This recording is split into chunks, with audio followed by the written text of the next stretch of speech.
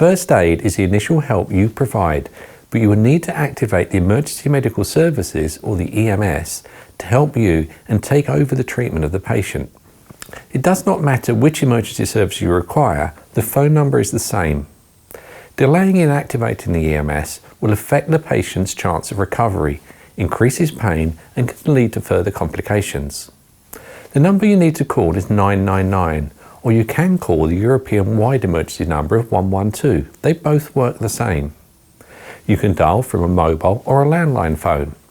If you're in Europe, you need to call 112 to activate the emergency medical service.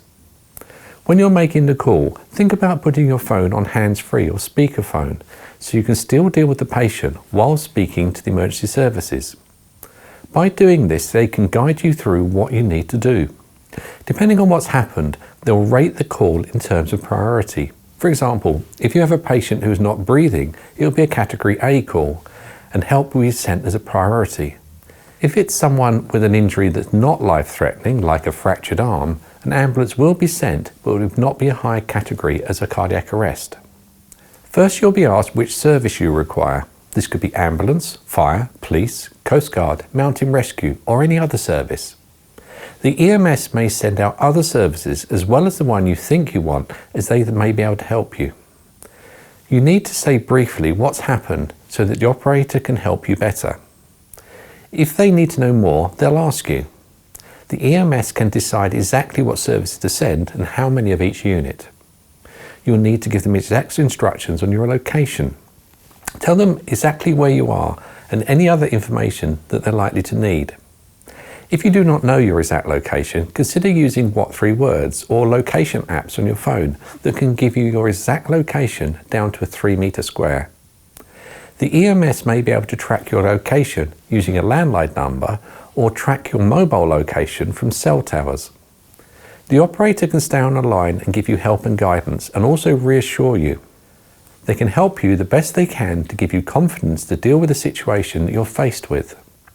Other things you can do is to make sure that the scene is safe and easy for the emergency services when they arrive. If you're at home, unlock all the doors, turn the lights on and open up the front door so they know they can come straight in, so you can continue caring for the patient until they take over. Another thing that will help you is lock away your pets so it's safe when the emergency services do arrive. In a workplace setting, tell other people and the reception that you're expecting the EMS so they know where to send them to. The EMS may go to reception, and if they don't know what's happened, they're not sure exactly where you are, and this can delay time. Ideally, if there are others, send someone to meet the EMS and guide them to your exact location.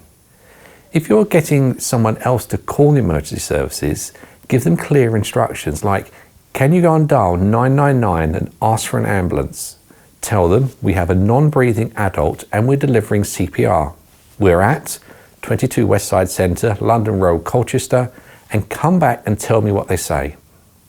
A sentence like this is clear, and you're asking them to come back and tell you what's said so you know the EMS are coming and when.